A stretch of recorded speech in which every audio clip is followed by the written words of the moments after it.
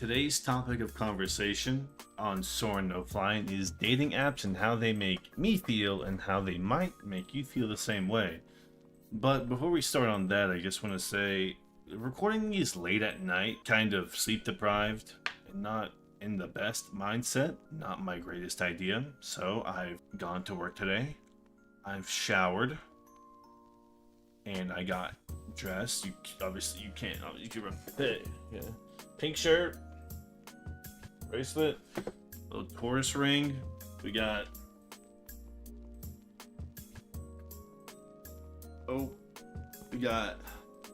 my Pumas on, the wide leg. We spoke like this. Thoughts? Anyway, let's talk about dating apps and how they make you feel and how they make me feel some type of way too. So obviously some scenarios and ideas and things will come from this, right? That might be another video again, but for the time being, dating apps and how they make you feel. Tinder. Let's start with Tinder. Tinder's always the basic go-to one. I think it's more space here. Let's talk about Tinder. Tinder, it's the Red Fire app, right? Red Fire app, mainly used for hookups, right? Casual dating, I'd say. Not a lot of serious relationships come from Tinder. I almost had one come from Tinder. I've had a lot of good connections and talks with actually girls from Tinder. Just for clarification, I'm heterosexual, so this is all coming from a place of heterosexuality and straight. Being a straight white man in the year 2025, as if you need more opinions of them, but I gotta put my thoughts somewhere, man. I'm going crazy. I can't put my thoughts anywhere. My situation's so weird. So Tinder, the Fire app, casual dating. The swipe dislike system is like obviously online dating super shallow, right? And it's so expensive to like pay for, like, if you needed to. Like, I paid for Tinder Gold back in 2021, maybe earlier than that. I think it was 2021. Yeah, it was 2021, and it was like half off. It was like $10 for Tinder Gold. That was like $20 for Gold, but it was like a deal for like half off. And you'd buy it and you cancel, and then they give you it again. So you could just kind of take it how you see it. I was 21. I didn't have a car. I just wanted to talk to women, and just kind of, as odd as it sounds, like refined talking to women, like not being weird on the internet, just like be normal. Because it was COVID. I didn't have a car. I went to work. I came home. I went to work. I came home. Did school work. Came home. Didn't get a chance to talk to a lot of people. So talking online, I didn't have like an online. I had a Discord, but it wasn't like a elaborate online space like I have now. And you should talk to. I had a lot of good talks to girls. Probably met a missed soulmate, I think. Shouts out G. It's not her name, but it's her initial. Lives in the northern half of the U.S. somewhere. Northern half of the U.S. somewhere above the Sunbelt line. Well, it's the Bible Belt line too. And yeah, Tinder's casual. I've never done the hookup culture as Tinder kind of promotes, I guess. Promotes hookups and casual dating. Like quick dopamine hit, you like to see, you like to swipe, you like to dislike.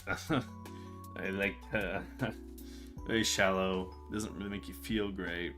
I never took part in that hookup culture, so I never really got into it like that. I mean, I had like a hoe phase, right? Me. I had a hoe phase. I guess it consisted of playing the field more than you normally would. You just talk to a lot of women. You don't lead them on. Well, back then, you ghosted if you must, right? You fall into the stereotype of ghosting and not talking as much. And yeah, it was very shallow and bad. we'll go back to Tinder as we compare it to the next app, Bumble. Bumble, I think, is more of this weird in between of casual, like long-term, meant to be deleted type of app, like the Tinder casual, like the Hinge meant to be deleted. Lady Justice, whatever it's called. I'm blanking right now. I know what it's called. It'll come back to me. So Bumble is weird, and as it kind of got more like human, as it kind of got into more like human rights and like, you know, political and stuff like that, it's more like tuned in. Like Bumble's kind of weird. I haven't been on Bumble in a while, but I watch videos so people talk about their Bumble experiences and stuff. And Bumble used to be how back in my day, the Bumble app, you had to, the girl had to message first. And I didn't realize that, but once I did, the girls who had like, I'm not gonna message first in their bio, I don't think they knew either. And I was like, oh, okay. I didn't know that. My fault. So it was up to them to send this first text and to kind of initiate this conversation. A lot of them are just like heys, a hey smiley face, hey with an extra couple of Y's. What could that mean? I'd say it's like 70% like heys, or like some form of hey variation, hey smiley face, hey with extra Y's. And then another 40 or 35%, whatever I said, the 30% I said 70, the other 30% were actually like good conversation starters, and like, you know, a lot of dates came from Bumble, a lot of talks came from it, a lot of talks came from Tinder, right? But a lot of dates came from Bumble and Hinge for sure. Bumble is just so weird. You can't, I don't know, it's really been so long since I used Bumble, especially, and Tinder. Hinge is my most experienced one. And like Bumble compared to Tinder, even though Bumble was made because, what's that girl's name? It's like Wolf something. The CEO, the CEO, as they called her during her time, the CEO of Bumble used the same promotion strategy as Tinder, where they put on college campuses. Well, she graduated, so she went back to her sorority and told them to like wear Bumble shirts and to promote the app that way through like a culture and stuff on college campuses, which, hey, it worked, right? So I mean, that's what Bumble is founded on. Gonna look at this hookup culture and like girls taking the helm and like giving feminine voices a chance to like be in control, which is good. And now since then, they've removed that. They've removed their selling point, which is, and they just kind of conformed them. They kind of conformed and assimilated to Hinge and Tinder, which is like, so now you're just Tinder but yellow.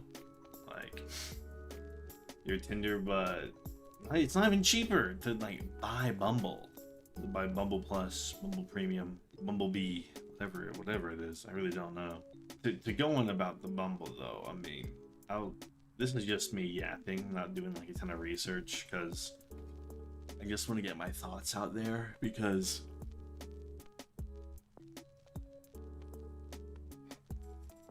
I do feel like what I have to say is important, but my thoughts only come to me late at night when I'm like sleep deprived and going crazy. So maybe on weekends when I don't have work the next day, I'll do those more often. Hinge though, Hinge is interesting. I have had a lot of good Hinge memory. One girl, we kind of love bombed each other, and that was really fun. That was great. She got me this like teddy bear for Valentine's Day. We'd been talking for like 3 weeks or something. But it was like a lot, and I enjoyed it. It's a shame we just stopped talking, but it's a good thing we stopped talking because I'm 24 right now, and like by the time at that time I was 22 and she was like 19. It's kind of weird, that age gap. 22 and 19. It's kind of a weird age gap when you think about it. Like, think about, no, I was 21, she was 19. Yes, I was 21, she was 19. which is still a weird age gap. Think about how much of a different person you are at 19 compared to 21. It's a crazy difference. That's an insane difference. And my most recent, it was my last relationship. It was actually from Hinge. It was 1 year and 3 months, and it was really good. It actually lasted. I mean, it's as good as like every relationship near the end. You're gonna say like, well, the last couple of months were awkward and weird, but you know, the rest of it was great. So yeah, I mean, the year we spent together was great, and then last couple months, you know, things happen and people split, or different points in your life, and you just gotta put things to an end, unfortunately. And so with Hinge, you create your profile, you add your voice prompts, your pictures, it lets you add in a ton of stuff to try and just like get the conversation going. It gives you a ton of information. It gives you a ton of information about the person. Lets you set these deal breakers for free. You can put your location anywhere for free and match with people wherever you want for free, which is you have to pay to do on Tinder, by the way. You can put your location anywhere with Hinge. Anywhere. So, like, the deal breakers, you can also, like, it's kind of weird to, like, set, like, some deal breakers. I mean, the good ones are, like, age, right? That's a good deal breaker. The ethnicity one you can set. That one, I mean, just put it to everyone. Just let people fit in. That just seems weird to me, the ethnicity one. It's weird. I don't know. It's weird. Doesn't make sense in my head. I get why, right? But it's just weird. Hinge, you can do all this stuff, set the perfect profile. And Hinge is, well, no, all of them do this, where they have like the standouts. And it's like, oh, here are the prettiest people. You can try and like them with a rose. It's like, no, I can't. There are way more dudes on a dating app than there are women, first of all. And the women have analysis option paralysis. They got too many options. Because some guys are swiping on her because they want to actually get to know her. Some guys are swiping on her because they just want something casual. They want something quick. There's different reasons for all these guys. The odds of her, like, if her shit is set to, I mean, unless her deal breakers are like crazy, which I don't know, like, anyone that has crazy deal breakers besides like age. Like my age range was like 20, I'm 24, 26 to 21, 22, something around there. Two years up, 2 years down. Yeah, 26, 22. Can't be younger than 21. That's weird. If you're 20, once you hit 22, you really cannot. Once you hit 22, you can't date someone that's 19. You can, right? It's different for everyone. But like for me, it's like the stages of life in which you're at is crazy. And once you're at 23, no one that's under the age of 21. It's just, it doesn't make sense in my head. Obviously you can, but I might yuck your yum. I say go for it. Hey, if that's what love has got for you right now, love has set you up with, go for it. Tinder got me one relationship. That was pretty bad. It had good memories, kind of.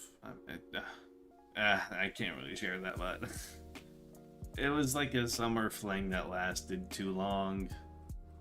And I was 21, and the age gap was just, I wasn't in my headspace right now as I was back then. So I was 21, she was 18. It just wasn't like, thinking about that makes me cringe and like feel really weird looking back on it.